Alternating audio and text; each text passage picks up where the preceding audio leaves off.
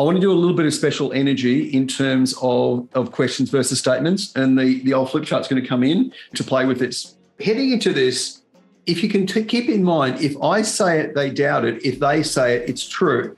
A question is going to be the way that you're going to be able to step into their shoes, uncover information, and you'll be able to tune in more effectively because you now know where they're at. This is that whole empathy piece of stepping into their shoes. What are they looking for? What are they out to achieve? So I'm big on a question-based listening team where you're leaning into the questions strategy so you can now articulate this. You go in and say, auctions are the way to go, da, da, da, da, da. And you ask a question, so have you bought or sold recently? How are those experiences?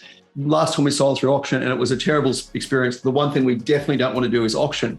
But you've just banned on about auction rather than asking the question. Let me tell you, you are breaking rapport simply because you haven't tuned in. You played the broadcast game. Given this, there are two kinds of statements. You've got statements that brag and statements that inform and educate. The bragging, I think you want to let the things that have happened prior to you, your pre-listing kit and so on, that's actually came into play.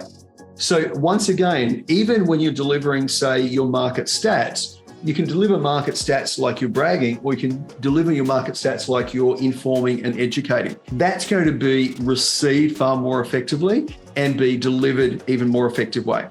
On the question side of it, this is a huge rapport builder when we get this right and play mastery in the question side of it. So if you think about it, I'm making the statement to brag, or I'm making the statement to inform and educate. So here's some market stats. How do I inform and educate someone? Here's some additional information. How do I inform and educate? And the more we can lean into that, the more effective that it is.